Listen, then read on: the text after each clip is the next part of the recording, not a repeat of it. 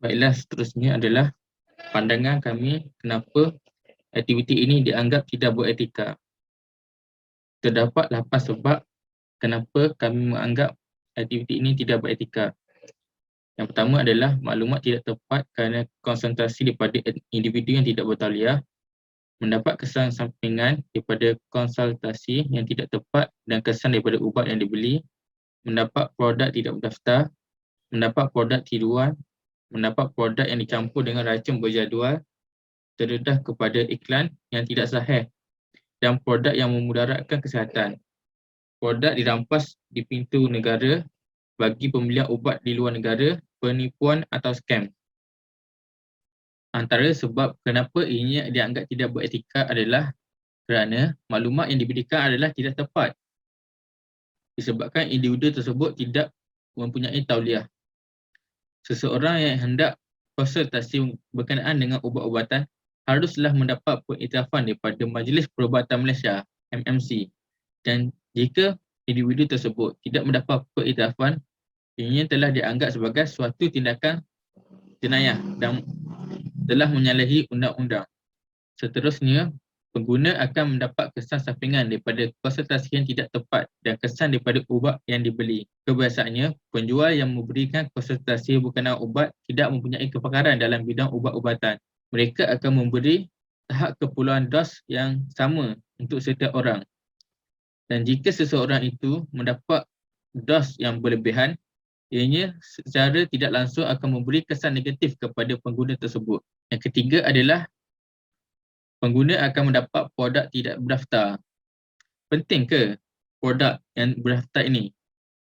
Sudah tentu penting kerana setiap ubat yang mendapat kelulusan daripada KKM adalah dijamin berkualiti dan selamat. Sebelum KKM meluluskan sebarang pendaftaran ubat-ubatan, pihak KKM akan menganalisis dulu kandungan logam berat, cemar palsu, racun berjadual, mikroorganisma, toksik semula jadi, tumbuhan mengandungi bahan aktif, tumbuhan atau haiwan yang terancam dan lain-lain analisis sebelum memberi kelulusan untuk sesuatu ubatan. Seterusnya adalah pengguna akan mendapat produk tiruan. Kebiasaannya, penjual akan menggunakan packaging yang sama tetapi kandungan ubat yang berlainan dengan menjualkan pada harga yang murah. Individu-individu yang tidak bertanggungjawab ini hanya menjual ubat-ubatan demi mengaut keuntungan semata-mata sahaja. Produk ubat-ubatan tiruan yang dijual pada harga yang murah bagi memastikan pengguna akan membeli ubat tersebut.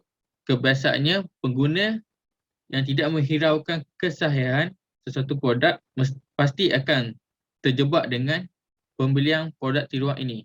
Yang kelima adalah pengguna akan mendapat produk yang dicampur dengan racun berjadual. Kebiasaannya, produk yang tidak berdaftar ini mempunyai kesan yang cepat kerana ubat tersebut telah dicampur dengan racun berjadual. Racun berjadual adalah seperti sibutramine atau analognya. Ini akan memberi kesan negatif di masa hadapan untuk jangka masa yang panjang.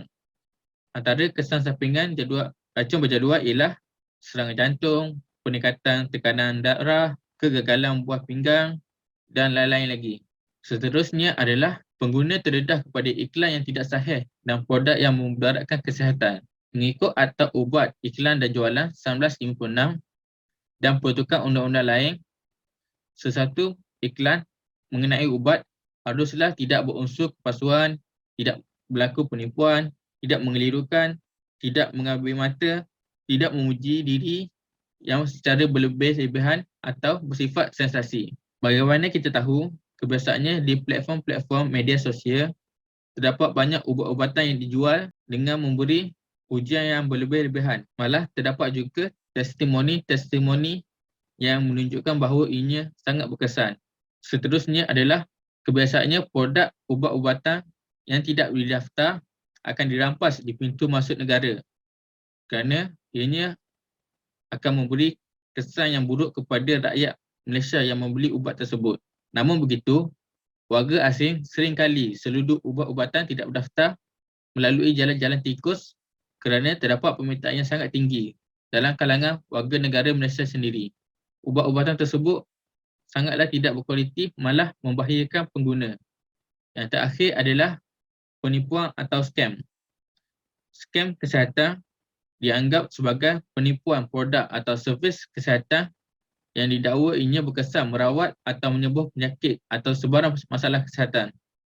Namun begitu, tidak terbukti secara kaedah saintifik ianya selamat atau efektif. Hanya testimoni-testimoni yang palsu sahaja yang ditawarkan untuk melariskan produk tersebut.